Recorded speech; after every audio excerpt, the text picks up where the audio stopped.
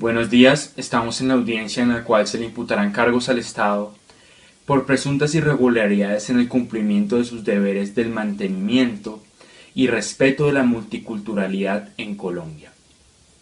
Ahora bien, comenzamos con el primer caso presentado por el ente acusador. Señor juez, en el día de hoy le vengo a exponer el primer caso en contra del Estado, donde podemos evidenciar la falta de apoyo y mantenimiento al derecho a la multiculturalidad en algunas zonas. Este caso ocurre en la región de Nariño, donde 34 etnias indígenas de Colombia se encuentran en peligro de extinción. En este caso podemos ver cómo estas comunidades han venido siendo afectadas por grupos armados ilegales como las FARC. El primer atentado que ocurrió contra estos grupos fue en el 2010, donde ocurrieron las peores masacres en contra de estos grupos, dejando un saldo de 27 indígenas muertos en el resguardo de Tortuguiña, Telembí. Según la Corte Constitucional, alrededor de 35.000 miembros de estos grupos indígenas se encuentran en peligro de extinción, pero según la ONIC, que es la Organización Nacional Colombiana de Indígenas, la cifra es mayor a los 70.000 indígenas. Ante esta problemática, la Corte Constitucional ordenó al Estado buscar una solución definitiva a este problema. Sin embargo, lo único que logró con esto fue evidenciar la clara vulnerabilidad contra estos indígenas. Algunas acciones de la Organización Nacional Indígena Colombiana lograron que el Ministerio de Interior expidiera el Derecho 2333 de 2014. Entonces podemos evidenciar que aun cuando la Corte Constitucional busca que se solucione el problema de los indígenas en este país para defender sus derechos fundamentales, el problema va mucho más allá. La poca presencia del Estado en estos resguardos genera un conflicto por la tierra entre estos indígenas y los grupos armados ilegales. Por lo tanto, podemos decir que se ha dado un avance para la protección de los derechos fundamentales de estos indígenas, pero la centralización estatal y el conflicto armado no ha permitido que se haya conseguido un gran avance en estos casos. Lo que falta para garantizar de forma eficaz esos derechos es que el Estado se comprometa a realizar leyes que castiguen a las personas que vulneren los derechos de estos indígenas. Pero aún más importante, para garantizar el bienestar de estos indígenas, se debe buscar una solución al conflicto armado interno, que es lo que profundiza el riesgo en estas comunidades.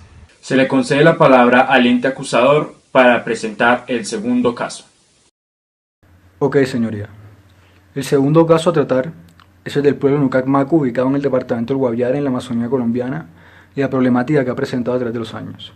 Este pueblo indígena ha sido víctima de un desplazamiento forzado por medio de las Fuerzas Armadas, y debido a esto el 40% de la población actual se encuentra en una situación de miseria y están perdiendo su integridad cultural.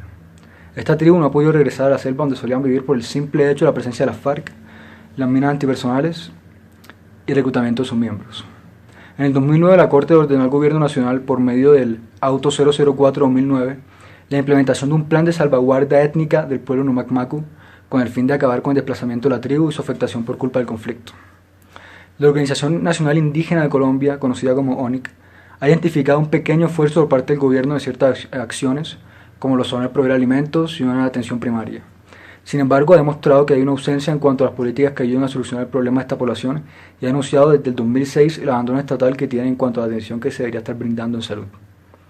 Así, se ha visto que el gobierno colombiano ha intentado en cierta forma proteger a este pueblo en riesgo de extinción.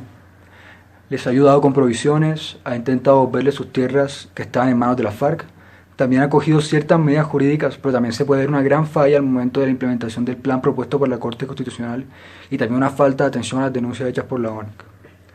Como conclusión, tenemos que tener en cuenta que si bien la Corte y el gobierno están en la obligación de trabajar por los derechos de todas las comunidades del país, también es cierto que existen mecanismos que les permiten a los individuos o a las comunidades que están viendo vulnerados sus derechos acercarse a las leyes y las disposiciones especiales para ellas, para que de esta manera se les dé un tratamiento especial según lo dispone las sentencias de la Corte y la Constitución misma. Un ejemplo de esto puede ser la Oficina Delegada para Asuntos Indígenas de la Defensoría del Pueblo, que busca proteger los derechos de estas comunidades. Estos mecanismos están en disposición de estas comunidades y es deber de estas recurrir a ellos cuando sea requerido. Así podemos ver que existen también formas mediante las cuales las comunidades pueden exigir que se cumplan sus derechos y que el problema no se puede reducir solamente a la falta de acción del gobierno. Ahora, ¿qué tiene que decir la defensa con respecto de estas acusaciones? Colombia es un país multicultural. Esto está consagrado en la Constitución Política.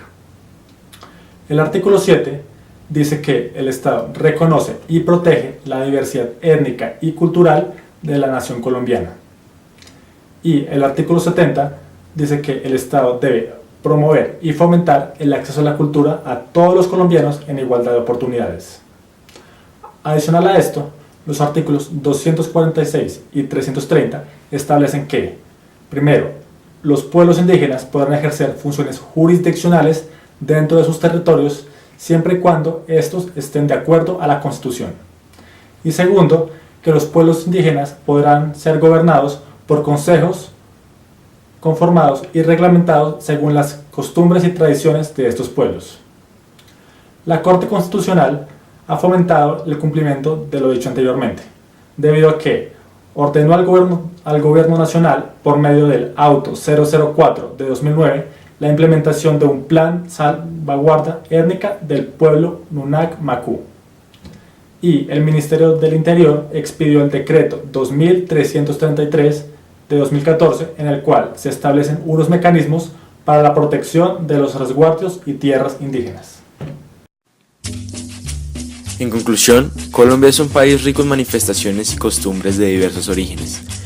Y como se consagra en nuestra Constitución, nuestra nación es pluralista y multicultural.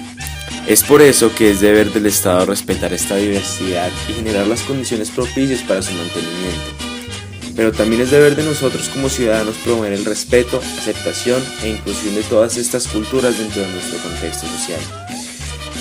Ahora bien, comunicados mediante los cuales la Organización Nacional Indígena Colombiana manifiesta que 64 etnias indígenas, que representan el 62% del total de la nación, están en peligro o en riesgo de extinción, denota la importancia de esta problemática y nos exhorta a tomar partido en la solución.